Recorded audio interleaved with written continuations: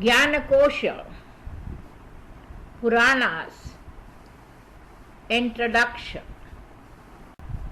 सर्गच्च प्रतिसर्गच्च वंशो मन्वन्तराणि च वंशानुचरितं चैव पुराणं पञ्चलक्षणम्. Vishnu Purana. Message of Rukmini for Lord Krishna.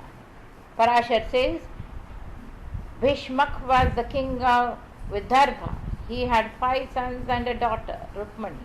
Rukmini, the eldest son of Bhishmak, had fixed his sister's engagement with Shishupala, the prince of Chedi. Narada did not like this development. He went to Kundapur, the capital of Vidarbha, and said in the court of Bhishmak, O king, I am coming from Dwarka. Bhishmak said, O great sage, I have never heard about any city named Dwarka. Thus in the court of Bhishmak, Narada narrated about the life of Lord Krishna and the grandeur of Dwarka. Bhishmak heard the tale with full attention. His daughter Rukmini too enjoyed the tale. But Rukmini had a strong opposition against Lord Krishna. Ignoring the wish of his father, he was not ready to get his sister married to Lord Krishna. On the appointed day, Shishupala appeared there in a procession to get married with Rukmini. But Rukmini was determined to marry Lord Krishna. She sent a love letter to Krishna through a royal Brahmin and declared a fast unto death. Lord Krishna read the letter, which said, O Trilokanath, since the moment these years have heard about your virtues, actions, character and place, my soul experiences divine peace. O Achyuta, my mind is dedicated in your feet. O great among the men, this Rukmini has dedicated herself in your feet. Now it is up to you to see that no jackal could take away the lion's share. The Brahmin, the carrier of the letter, returned to Kundanpur with an assurance from Lord Krishna. Lord Krishna too called the chariot and set out at once for Kundanpur. There in Kundanpur, Rukmini, after getting the assurance from the Brahmin, was thus waiting for Lord Krishna's arrival. Preparation for Rukmini's marriage with Shishupala were on with full swing in Kundanpur. All the houses, streets and lanes were cleaned and sprinkled with scented water. All the men and women folk donned new clothes and ornaments. King Bhishmak worshipped his ancestors and gods and welcomed the Brahmins liberally. Extremely beautiful Princess Rukmini was given ceremonial bath and donned with auspicious clothes and bracelets. The king of Chedi, Dhamaghosh, not the auspicious rites for the marriage of his son Shishupala, performed by Brahmins. All the Baratis were given grand reception. Many great kings like Shalva, Jarasandha, Dantavakrata, Vidurata and Poundrak were present in the marriage procession. They had come with their armies with an intention of fighting Krishna and Balrama. After Krishna's departure, Balrama too set out for Kundanpur with a Chaturangi army, for he had known about their opponents' preparedness. Rukmini was eagerly awaiting Lord Krishna's arrival. She had received the news that Dwarkanath had resolved to take her away. She was feeling overwhelmed in her heart. Seeing Lord Krishna arrived intently in the marriage ceremonies for his daughter, King Bhishmak welcomed him. Seeing him, even the common people of Vidarbha prayed, May our Princess Rukmini get Sri Krishna as her husband. At the same time, Rukmini emerged from her palace to go to the temple of Ambika Devi. Soldiers were guarding her. In the temple, Rukmini prayed peacefully, O Mother, Ambika, I greet you and Ganapati, who is sitting in your lap. I seek your blessings that may my wish be fulfilled, and may I receive Sri Krishna as my husband. On her way back, Rukmini was walking very slowly, for she was awaiting Lord's arrival, which was due to any moment. Just then Lord Krishna appeared before her. Before she could ride her chariot, Lord lifted her from amidst the crowd, and in the presence of hundreds of kings, Krishna and Balrama eloped away with Rukmini. Krishna defeats Rukmi and marries Rukmini. Hearing the news that Krishna has eloped with Rukmini, Rukmini and all other kings present there boiled with anger. Accompanied by their huge army, they decided to give them a chase. Thus chased by then, Yadavanish stopped and encountered the kings boldly. With a true ambition to win, brave Yadav soldiers defeated the enemies. All the kings like Jarasandha fled for their lives. Rukmi had resolved that without getting Rukmini released from Krishna's captivity, he would not show his face in Kundanpur. He chased Lord Krishna for long, but Dwarkanath defeated him and got his head shaved. Thus defeating all the kings, Lord Krishna brought Rukmini to Dwarka. There they got married formally. All the people of Dwarka celebrated festivities for many days. People presented them with lots of precious gifts. All the people were in great joy to see Lakshmi as Rukmini with her husband, Lord Krishna. But the Pradyumna killing a Shabhashur. Kamadev was part of Lord himself. After getting incinerated by Rudra, Kamadev took refuge in the Supreme Lord to get an incarnation once more. Thus Kamadev was born as Rukmani's first son, Pradyumna. But just for his birth, Pradyumna was kidnapped by a demon, Shambharashur. The demon dropped the baby into the sea, where a huge fish swallowed him in whole. Coincidentally, the fish was caught by the fishers and presented to the kitchen of Shambhashur. When the cook cut the fish open, an extremely beautiful baby emerged.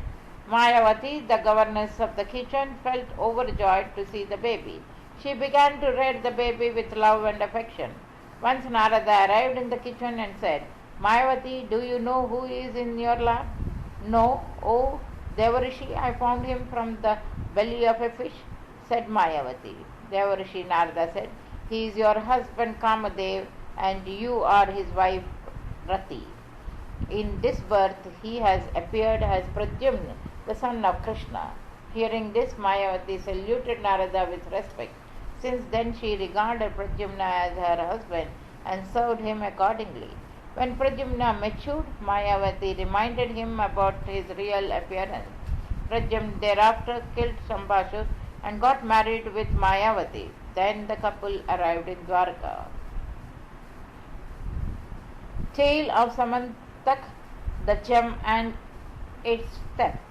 A person named Satrajit was a great devotee of Lord Suryanarayana. Pleased by his devotion, Suryadev presented him a gem called Samantak. The gem had radiance equal to the sun. Wearing that gem, Satrajit arrived in Lord's court. By the radiance of his gem, all the people and the courtiers mistook him for Suryadev and stood in his regard. But the Lord recognized him and asked his courtiers to be calm. Then to Satrajit, Lord said, Satrajit, your gem is really very beautiful. Nana, Ugrasen is the king of this region. If you present this gem to him, it will be very good. But Satrajit refused to present that gem. One day later on, Satrajit's brother Senajit went hunting, wearing the gem in his neck. In the forest, a lion killed him and snatched the gem. The lion was in turn killed by the bear king Jambavant. Jambavant took the gem to his cave and gave it to his children to play with. When Prasenajit did not return from hunting, Satyajit felt sorry and accused Krishna that he had killed his brother for the gem. When Lord Krishna heard that he was being blamed for the mishap, he himself went to the forest. There he found the dead body of Prasenajit, but there was no sign of gem around the cadaver. He found only footprints of a lion leaving from there. Following the footprints, he discovered the dead lion and the footprints of a great bear. Following the footprints, he reached in the cave where Jambavant's daughter Jambavati was playing with the gem. As soon as Lord Krishna proceeded to take the gem, Jambavat arrived. A fierce duel resulted between them. They continued to fight for 26 days without truce. On the 27th day, Jambavant requested Lord, "Please wait, O Lord." Lord said, "Do you want to take rest?" "No," said Jambavant. "I have recognized you. You are none other than Lord Narayana himself. Nobody else has the power to defeat me." Lord appeared before Jambavant as Sri Rama. Jambavant prayed and worshipped him. He was feeling guilty that he dared to fight Lord. Lord said that he had arrived there for the gem only. Jambavant gave him the gem and also his daughter Jambavati. Lord Krishna returned the gem to Satyajit and married Jambavati formally. Krishna's other marriages.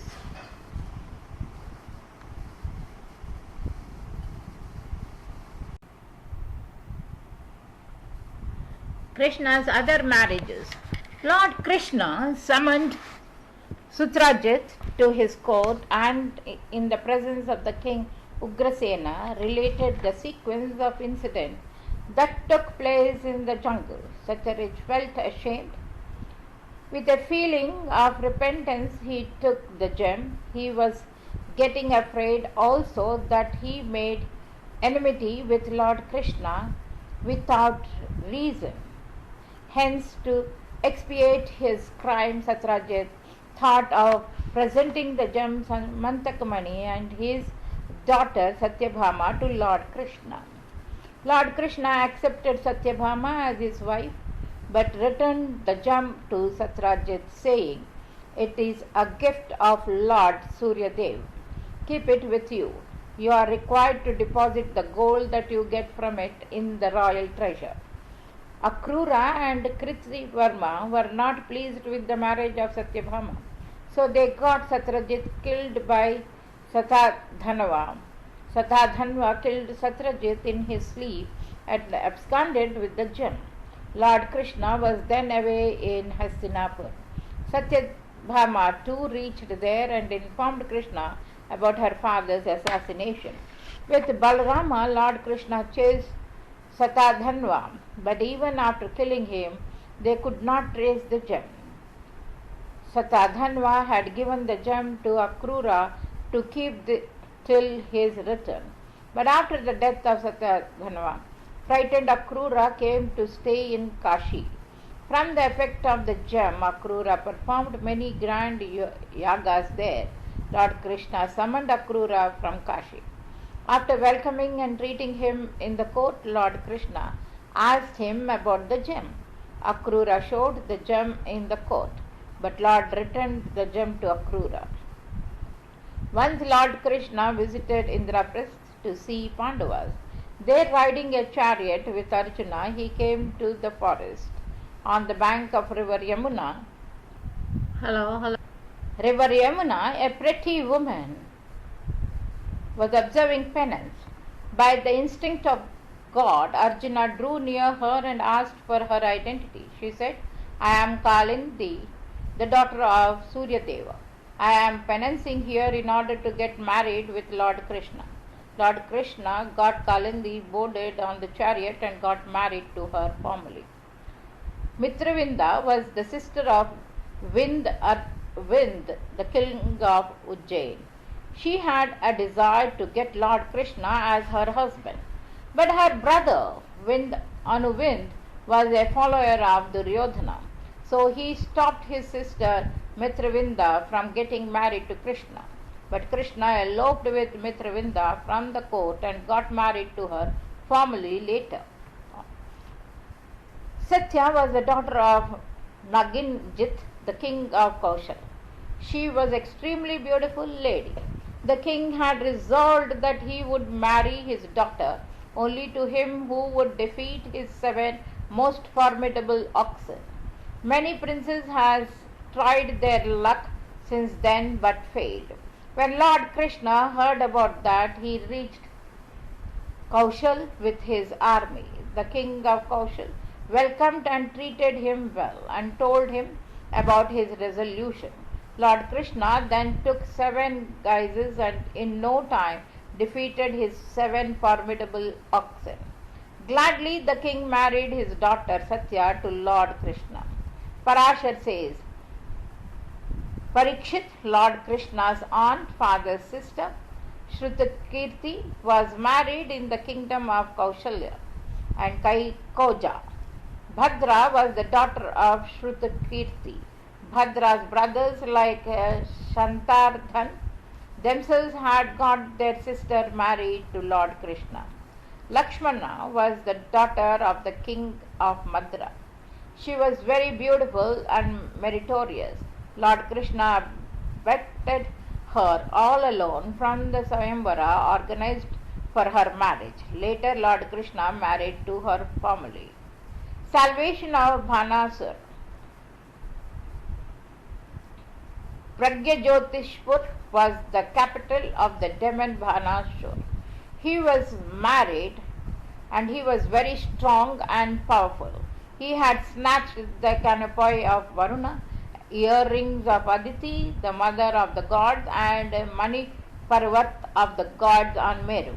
Apart from these, he had also captured 16,100 princes as well. Devrajendra himself visited Dwaraka and prayed Lord Krishna to get them rid of Bhaumasur's atrocities. With the dear wife Satyabhama and riding on his vehicle Garuda, Lord Krishna arrived in the capital of Bhaumasur. But to enter Pragyajotishpur was an impossible task. But with the blows of his mace and arrows, Lord Krishna easily broke the hills, destroyed strategic positions, and cut the stairs with sword. By his wheel he destroyed the walls of fire, water, and air. With the loud sound of conch, Lord Krishna rendered the machines installed there useless. Ultimately, Krishna destroyed the rampart of the citadel.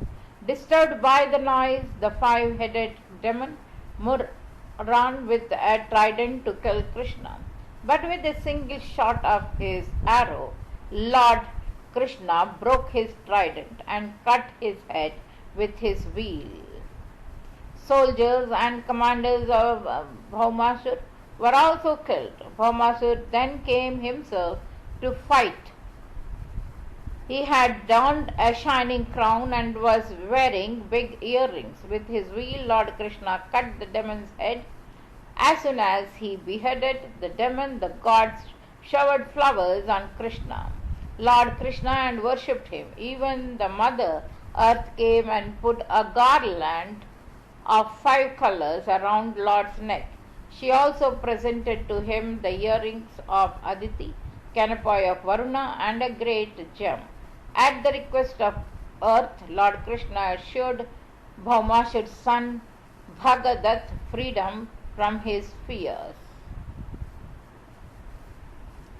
After slaying Bhaumasur, Lord Krishna entered his palace. There he released the 16,100 captive princesses. The princesses were very much impressed by Lord Krishna. They had all accepted in their mind Lord Krishna as their husband. Lord Krishna too bowed before their love and accepted them as his wives and arranged to send them to Dwarka. Pradyumna's marriage with Rukmavati.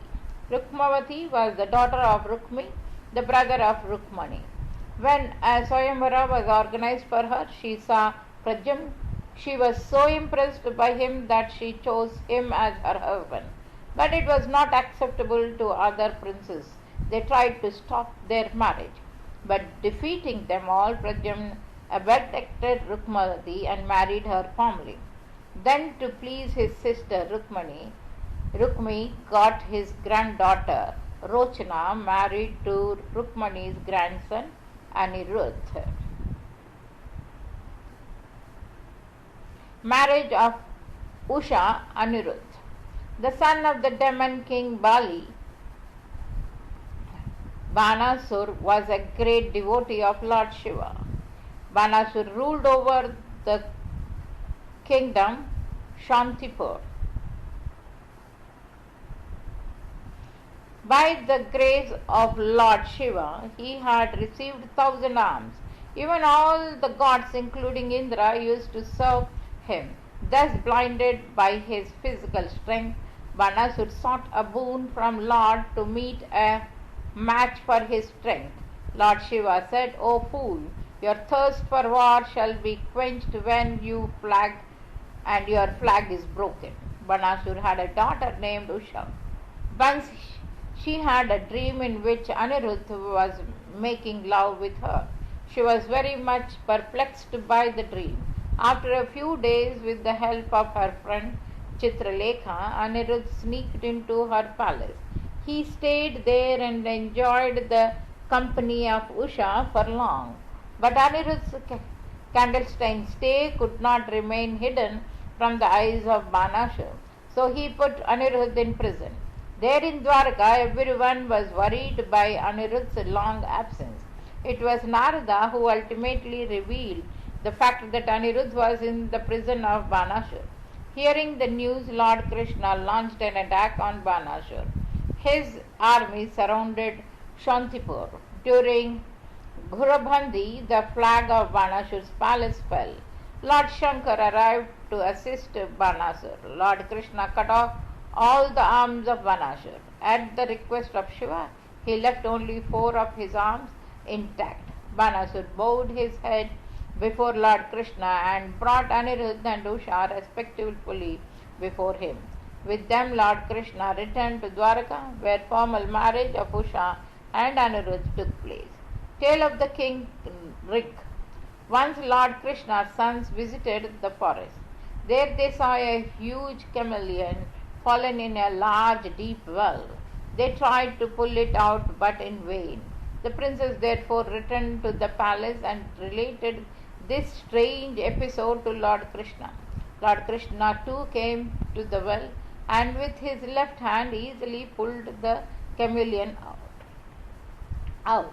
As soon as the chameleon came out, he turned into a divine god and began to worship Krishna. He said, "O Lord Krishna, I am Rik, the king. Ikshvaku was my father. In my life I had donated uncountable number of cows to the Brahmins. But once a cow donated by me returned to my cowshed. By mistake I made a resolution to donate it to another Brahmin. My action led to a dispute between the 2 Brahmins, and my wisdom failed to settle their dispute. Both the Brahmins went away unsatisfied, but I met this fate after death. Since then I had been in this well in the form of a chameleon. Now by the graceful touch of your hands, O Lord, I have received salvation." King Rig then went around Lord Krishna and returned to his heavenly abode.